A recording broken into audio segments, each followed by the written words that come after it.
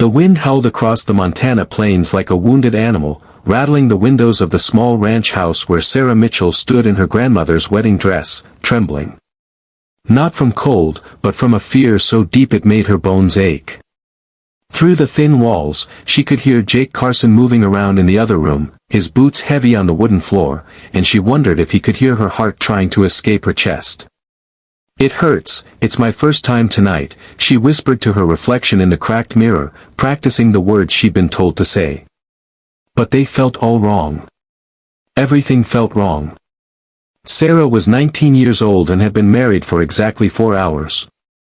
The ceremony had been small, rushed, witnessed only by the pastor and 2 ranch hands who smelled of horse sweat and whiskey.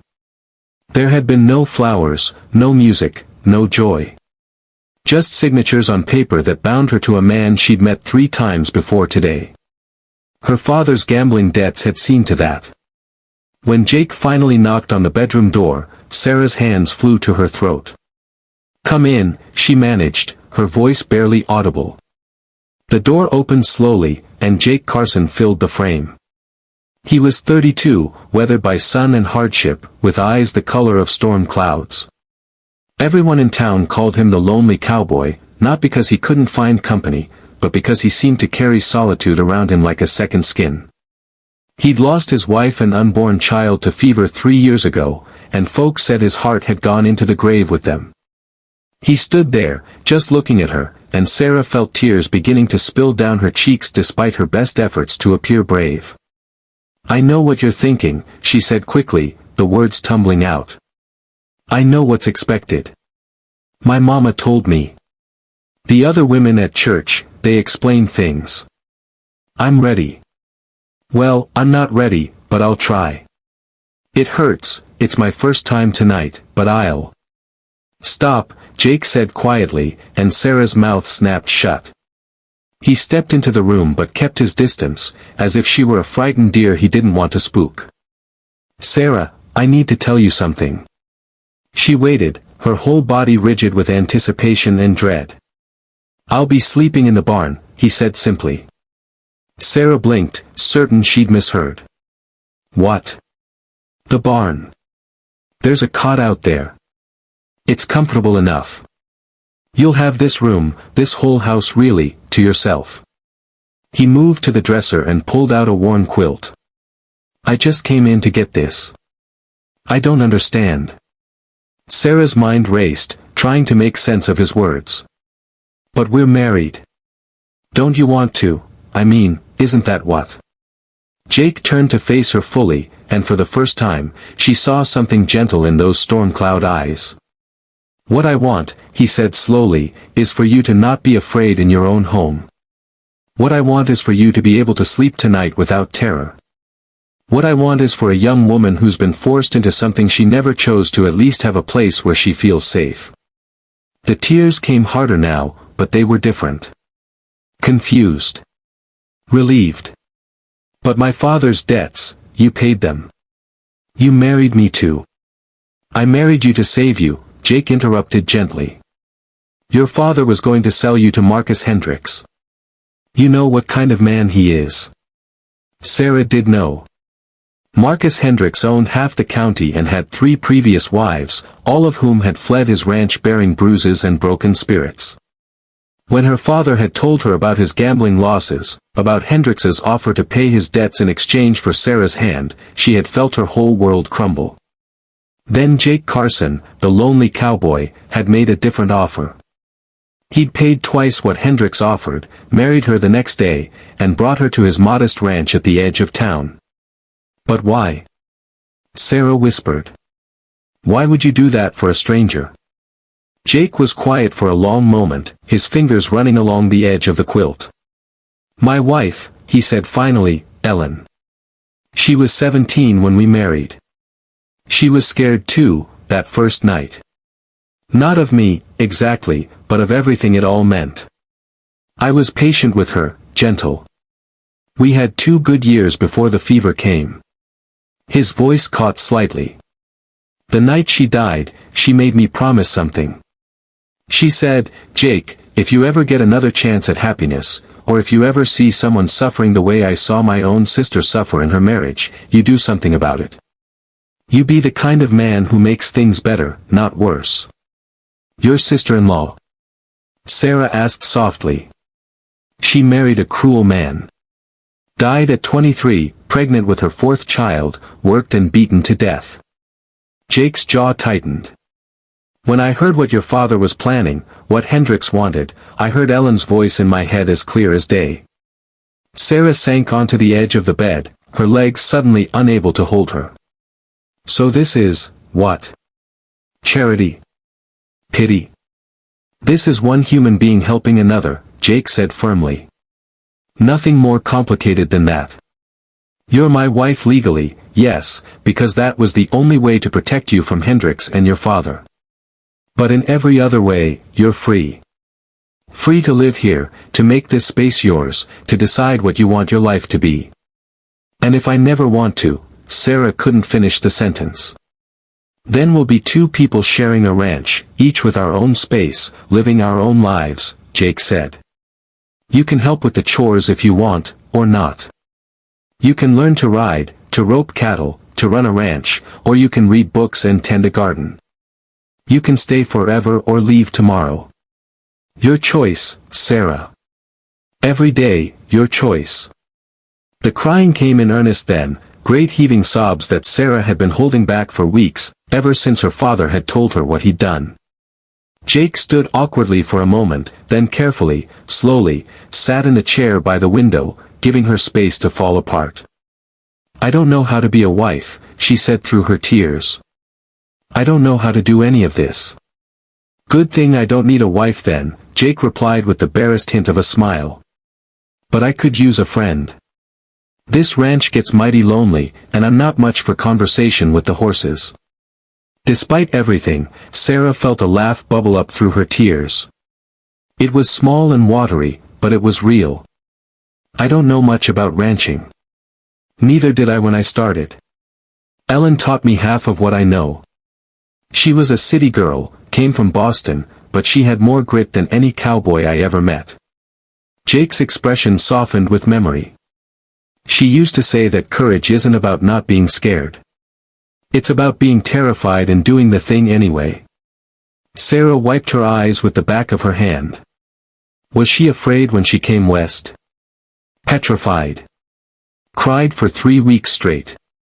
Then one morning she woke up, braided her hair, put on work clothes I didn't even know she had, and marched out to the barn. She said, 'If I'm going to be here, I'm going to actually be here.' By the end of that year, she could outride half the men in the county." "I'd like to learn to ride," Sarah said quietly, surprising herself. Jake's smile grew a little wider. "Then tomorrow, after breakfast, we'll start with the gentlest mare I've got. Her name's Daisy, and she's older than dirt but sweet as sugar."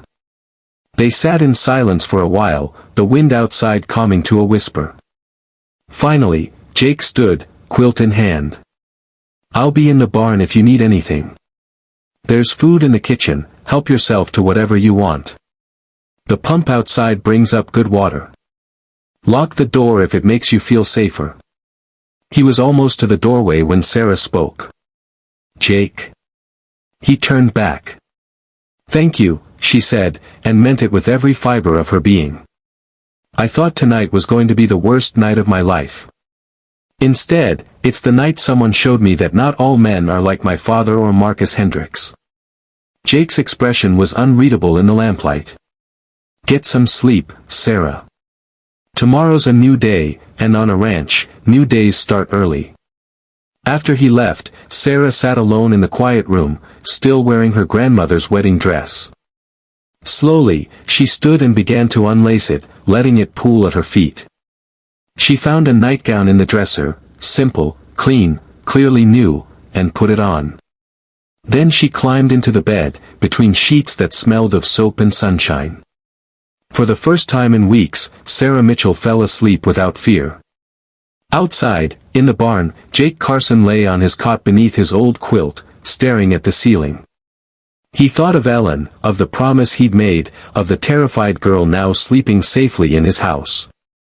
The loneliness that had been his companion for 3 years felt different tonight, less heavy, perhaps. 3 months passed like water over river stones, steady, constant, wearing away the sharp edges of fear and uncertainty until something smoother remained. Sarah woke before dawn now, not from nightmares but from habit. The ranch demanded early mornings, and she discovered that she didn't mind. There was something honest about greeting the day when it was still dark, watching the sun paint the Montana sky in shades of gold and pink while the coffee percolated on the stove. She'd learned to make coffee the way Jake liked it, strong enough to stand a spoon in, he joked. She'd also learned that he took his eggs scrambled, preferred bacon to sausage, and had a sweet tooth he tried to hide but revealed every time she baked biscuits with honey. In return, Jake had taught her to ride. True to his word, he'd started her on Daisy, the ancient mare who had the patience of a saint and the speed of cold molasses. But within weeks, Sarah had graduated to Thunder, a younger gelding with spirit and intelligence. Now she could saddle her own horse, ride out to check the fence lines, and even help move the small herd of cattle from one pasture to another. She'd fallen off 3 times. Each time, Jake had been there, not hovering, not coddling, but present. He'd teach her what went wrong, brush the dirt off her shoulders, and put her right back in the saddle. Ellen broke her arm once, he told her after the worst spill. Compound fracture. The doctor said she'd never ride again. 6 weeks later, she was back on her horse, arm in a cast, telling me that doctors don't know everything. Sarah had laughed through her pain and tried again. The turning point came on a Tuesday in late autumn. Sarah had ridden out alone to check on a section of fence Jake said might need mending. She'd been gone 2 hours when she heard it, a sound that made her blood run cold. A child, crying. She urged Thunder forward and found him caught in a ravine, a boy of maybe 6 or 7, covered in mud, his leg bent at an angle that made Sarah's stomach turn. He was crying for his mama in Spanish, and Sarah's basic understanding of the language, taught to her by Maria from the neighboring ranch, was enough to know he was in terrible pain. "It's okay," she said, dismounting quickly. "Está bien. I'm going to help you." But when she climbed down to him, she realized the situation was worse than she'd thought. He was Diego, Maria's youngest son. He must have wandered from their ranch, nearly 3 miles away. His leg was definitely broken, and he was going into shock. If she left him to get help, he might not survive. If she tried to move him wrong, she could make the injury worse. Sarah forced herself to think. She remembered Jake talking about a time he'd broken his collarbone and had to stabilize it himself to ride home for help. She remembered Ellen's story, the determination it had taken. And she thought about the terrified girl she'd been 3 months ago, and the woman she was becoming. "Diego," she said firmly in Spanish, crouching beside him. "I need you to be very brave. Can you do that for me?" The boy nodded through his tears. Using fence wire and pieces of wood from nearby, Sarah fashioned a crude splint. Diego screamed once, a sound that would haunt her dreams, but she kept working. Then came the harder part, getting him out of the ravine and onto her horse. It took 30 minutes of painful maneuvering, but finally, Diego was settled in front of her on Thunder's saddle, and they were racing toward Maria's ranch. Sarah had never ridden so fast, her arms locked around the injured boy, her voice whispering prayers and promises into the wind. Maria's face when she saw them would stay with Sarah forever, the terror turning to relief, the tears, the rapid-fire Spanish as she called for her husband and sent someone for the doctor. They took Diego from Sarah's arms and rushed him inside. Sarah slid off Thunder, her legs shaking so badly she nearly fell. That's when she saw Jake riding up hard, his face pale with worry. "Maria's son sent word you'd found Diego," he said, dismounting quickly. "Are you hurt?" "No," Sarah managed. "But Diego, his leg, I didn't know what else to do." Jake's hands gripped her shoulders, steadying her. "You saved his life, Sarah. Getting him out of that ravine, stabilizing that break, bringing him home, that was all you." The doctor arrived an hour later and confirmed it. Diego would heal, thanks to quick thinking and a decent field splint. Maria hugged Sarah so tightly she could barely breathe, crying and thanking God and promising Sarah anything, everything. When Jake and Sarah finally rode back to their ranch in the dying light of day, they rode side by side in comfortable silence. It wasn't until they were putting the horses away that Jake spoke. "I'm proud of you," he said quietly. "What you did today, that took real courage." Sarah looked at him, this man who had given her safety when she had nothing, who had asked for nothing in return, who had shown her that she could be more than she ever imagined. "You taught me that," she said. "You and Ellen both, in a way. You taught me that being scared doesn't mean you're weak. It means you're human."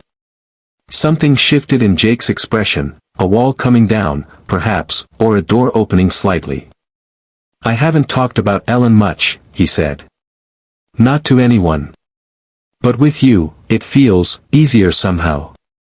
"Tell me about her," Sarah said, and they sat on hay bales in the barn as the stars came out, and Jake talked about his first love, her laugh, her stubbornness, her kindness, her strength. He talked until his voice grew hoarse, and Sarah listened, honored to hold these stories. "I think she'd like you," Jake said finally. "I think she'd be glad you're here."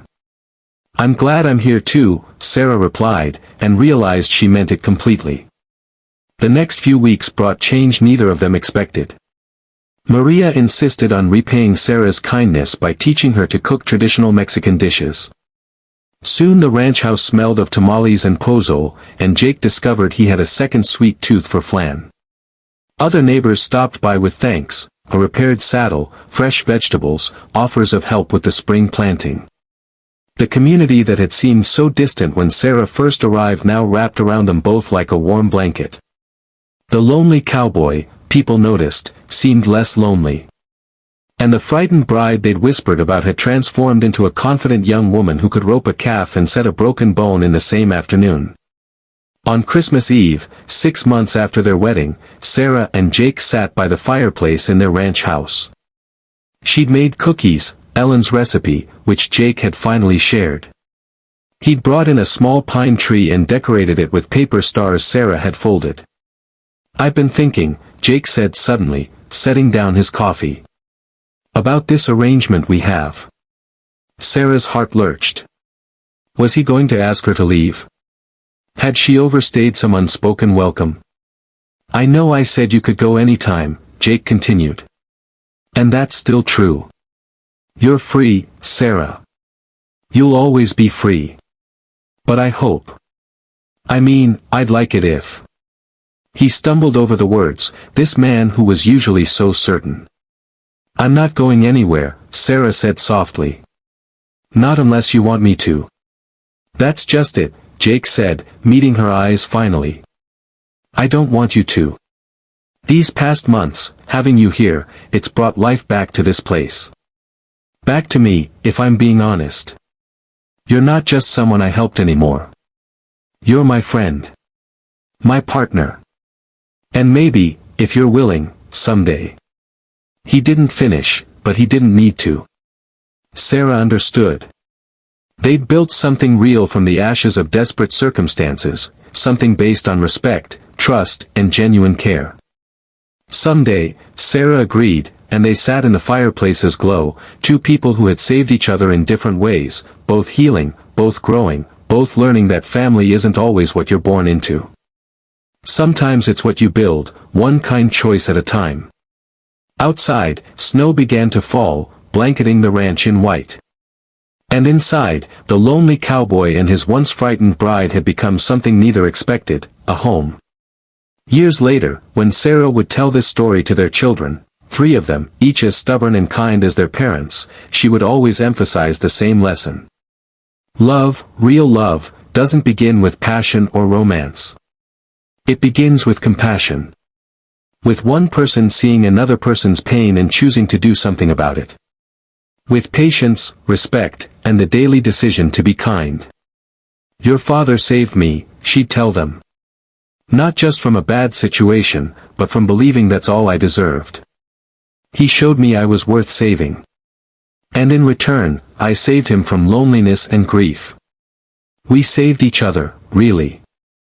And Jake, listening from the